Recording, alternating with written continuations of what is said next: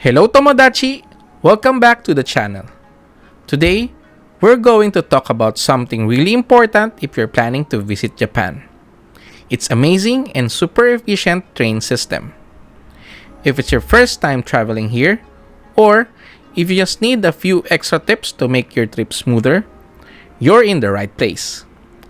I'll walk you through everything you need to know to navigate the trains like a pro. Ready? Let's dive in. Train lines and train codes. Okay, so let's start with the basics. Japan has one of the most complex and extensive train networks in the world. You'll find different kinds of lines like JR line, metro lines, and private railways. But here's a tip. Don't focus too much on the colors of the train lines. That can be a little confusing, especially if you're not familiar with the system.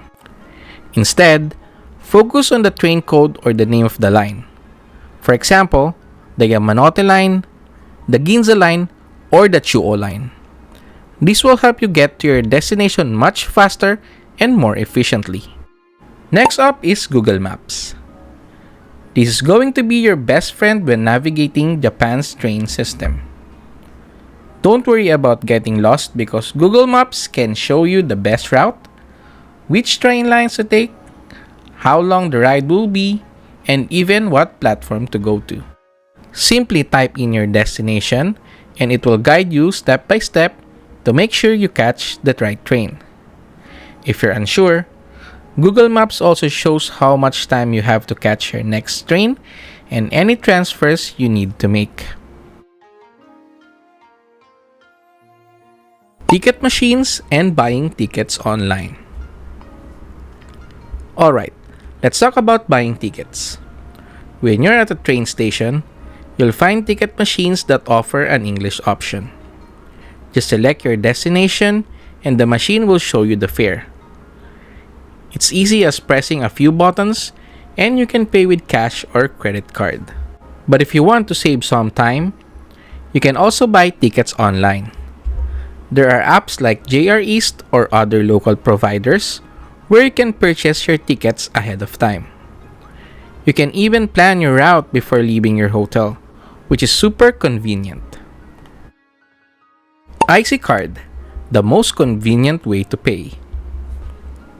If you're staying in Japan for a while and planning to use the train a lot, I highly recommend getting an IC card like Suica or Pasmo. These cards let you ride trains, buses, and even shop at convenience stores, all with just one card. You can buy and reload these cards at vending machines or convenience stores, and all you have to do is tap in when entering and tap out when exiting stations. The fare is automatically deducted based on the distance you traveled. By the way, if you're finding this video helpful so far, don't forget to subscribe and hit that bell icon. I post new travel guides, tips, and hacks regularly. So if you want to make your travel easier and more fun, be sure to subscribe. And I just want to say thank you so much for watching, guys. It means a lot and I really appreciate all your support. Female-only carriages. Now, for the ladies out there, Japan's train system offers female-only carriages during certain hours, especially during rush hour. These carriages are designed to provide a safer and more comfortable experience for women traveling alone. You'll find signs inside the station and on the train indicating where these female carriages are. For us guys, just make sure to avoid these carriages. There are plenty of other carriages available for everyone. Platforms, signs, and navigating the stations. One of the best things about Japan's train system is how well organized the stations and platforms are. When you're waiting for your train ride, you'll notice clear markings on the floor, walls, and posts to guide you. These markings show exactly where to stand depending where the train will stop. Also, Japan's trains are on time. Seriously, they are very punctual, so make sure you're at the platform a few minutes before the train arrives. And if you're transferring to another line, the signs will point you in the right direction. Everything is designed to make your journey as smooth as possible.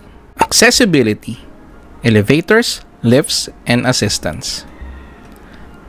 Now, let's talk about accessibility. Japan's train stations are very accessible for people with disabilities or anyone traveling with large luggage. Most major stations are equipped with elevators, lifts, and wheelchair ramps. So if you need assistance, you can easily get around the station. If you have a big luggage, don't worry. Elevators are there for you. Also, look for the priority seats on trains, which are reserved for people with disabilities, elderly passengers, and pregnant women. Make sure to respect these spaces. Coin lockers: luggage storage on the go. Speaking of luggage, one of the coolest things about Japan's train stations is the coin lockers. If you have large luggage, or if you're doing a day trip and don't want to carry your bag around, coin lockers are a perfect solution. You'll find coin lockers in almost every station, ranging in size from small to large, and they're super easy to use. Just put your luggage inside, pay the fee, usually between 300 to 800 yen, and you'll get a ticket with a code. You can pick up your stuff later with a ticket, and it's perfect if you want to explore the area without hauling a heavy bag. Inside the train: train etiquette and comfort. Alright, now that we've covered the basics, let's talk about what happens inside the train. Japan's trains are known for being quiet and efficient. When you board, you'll notice that there are priority seats for elderly passengers, people with disabilities, and pregnant women. Please be respectful and leave these seats open for those who need them. Another important thing: silence is golden here. Most passengers are either reading, using their phones with headphones, or just enjoying the peace and quiet. If you're going to make a call or talk, make sure to keep it at a low volume or use headphones. Train monitors and announcements. Inside most trains, there are monitors that show upcoming stations, which is super helpful if you're not familiar with your route. The announcements are usually in both Japanese and English, so you'll know exactly where you're headed.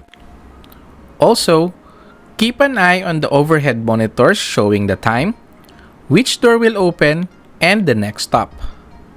Punctuality is key in Japan, and it's always a good idea to keep track of time, especially if you have a transfer to catch. Exiting the platform and checking nearby attractions. After you've arrived at your destination, exiting the platform is easy. Just follow the signs to the nearest exit and tap out using your IC card or ticket. Don't rush. Take a second to check out the nearby attractions, shopping, or restaurants, because Japan's train stations often have tons of things to explore. Many stations have maps that show nearby tourist spots, shopping malls, and food courts. Take a moment to check it out and enjoy the area before heading to your next adventure. Types of trains: Shinkansen, local trains, semi-express. Let's quickly break down the different types of trains you'll encounter in Japan. Shinkansen or bullet train. For long distance travel, like between Tokyo, Osaka, or Kyoto, the Shinkansen is the way to go. These trains are super fast and are perfect for traveling between cities in comfort. Local trains. If you're staying within one city, you'll mostly be using local trains. These trains stop at every station and are ideal for city travel. Semi-express trains. These are a hybrid between local and express trains. They skip a few stops to help you get to your destination faster. And there you have it, the ultimate guide to navigating Japan's train system.